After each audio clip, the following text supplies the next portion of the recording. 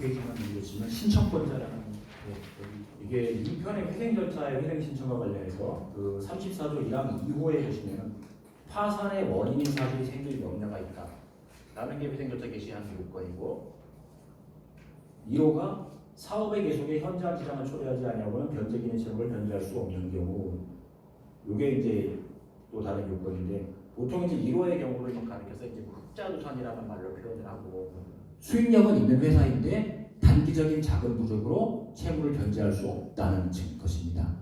근데 이제 회생 신청을 할 때는 보통 1호의 요건은 안 쓰는 게 좋아요. 왜냐하면 소명하기가 굉장히 어려워요. 소명하기가 굉장히 품도 많이 들고 지난한 작업을 거쳐야 돼요.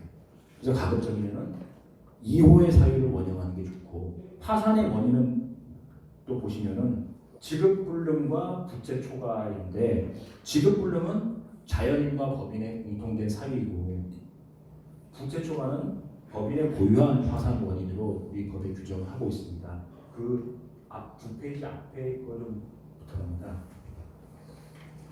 그럼 여기서 제가 말씀드리고자 하는 것은 뭔가 하면 부채 초과 부분입니다.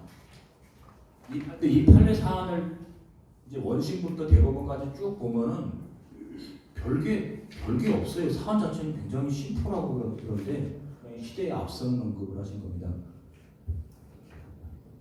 채무 초과와 지급불능은 뭐 별개의 파산 원인이니까 둘 중에 하나만 갖추면 되는 거다라는 얘기고 2번이 주로 이제 문제가 됩니다. 채무 초과인지 여부는 실제로 평가한 자산과 부채를 기준으로 판단해야 된다는 게 판례인데 보통 이제 가령 현 시점에서 우리가 파산 신청이든 회생 신청이든 했다고 했을 때 현 시점에서 우리가 재무제표에 나와 있는 건 전년도 말 거밖에 없지 않습니까? 2018년 기말 거밖에 없으니까 현 시점에서 부채가 얼마인지는 당연히 확인이 돼야 됩니다. 그 자산이라는 부분에 대해서 실제 가치로 평가한 자산 저 말이 뭔지가 사실은 의문이라는 겁니다. 실제 가치로 평가한 자산이 뭔지 저것이 청산 가치를 의미하는 건가 계속기업 가치를 의미하는 것인가 굉장히 결론이 분분하다는 겁니다. 우리 회생법원 실무책자에서는 어떻게 적고 있냐면은 파산 절차에서는 청산 가치로 회생 절차에서는 계속기업 가치로 평가한다고 적고 있습니다.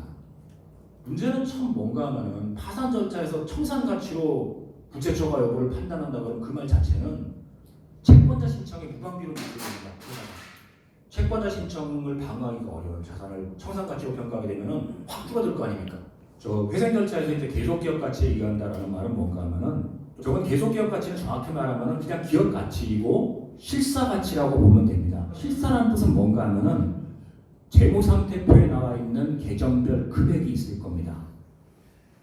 그 금액에 대해서 존재성 검증, 존재를 검증하고 그리고 공정가치 평가를 거칩니다. 존재성 검증과 공정가치 기준을 적용해서 그 금액이 실제로 얼마인지를 나타낸 것, 그것이 그 기업의 실사가치입니다. 가령 재무상태표에 뭐 현금, 예금 같은 경우 1억 원이 있다 그런다면은 현 시점에서 얼마인지 거래 내역하고 다 대조를 해가지고 이 회사에 캐시가 얼마가 있다는 걸 평가하는 것, 그게 실사금액입니다. 자, 또 어떻습니까? 차량 같은 거 그것을 다시 중고차 사이트나 감정인의 평가를 통해서 실제 가치가 얼마인지 다시 평가하겠죠. 그런 식의 평가를 거쳐서 나오는 게 실사가치입니다. 실사평가를 할 때 또 중요한 게 뭔가 하면은 돈이 아닌 걸 빼야 됩니다. 금전화할 수 없는 자산들은 모두 공제해야 됩니다.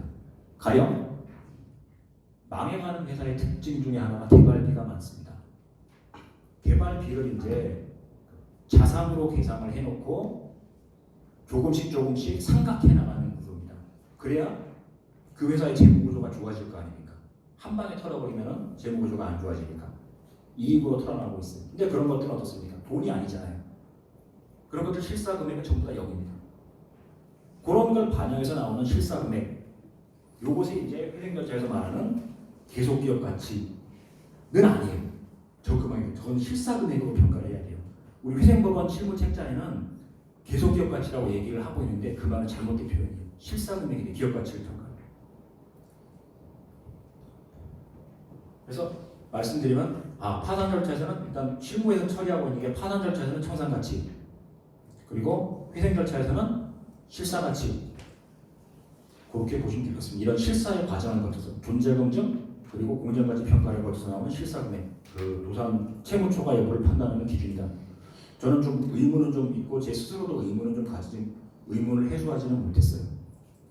동일한 법에 나와 있는 법률 요건인데 왜 제도에 따라서 의미는 다르게 해석해야 될까? 채무초과 같은 법에 나와 있습니다. 파산편에도 나와 있고 회생편에도 그대로 준용을 하고 있는데 왜 그것을 다르게 말해? 그런 의문을 가지고 있는데 이제 관할이야 어려울 게 없으니까 파산 사건 같은 경우, 파산이나 회생 사건 같은 경우는 다 지방법원 본원의 관할이고 서울 같은 경우는 다 서울회생법원 전속 관할이고 이제 수원 고등법원이 생겼으니까 경기 남부 사건은 다 수원으로 가야 될 것이고 인천이나 의정부 사건은 서울회생법원으로 아직까지 할 수 있는 것이고 그리고 이런 경우도 있습니다. 지금 뭐 의정부에 사시는 분이 서울에서 교직 생활하고 있어요. 그럼 서울회생법원에도 넣을 수 있다. 근무지관을 제가 써놨습니다.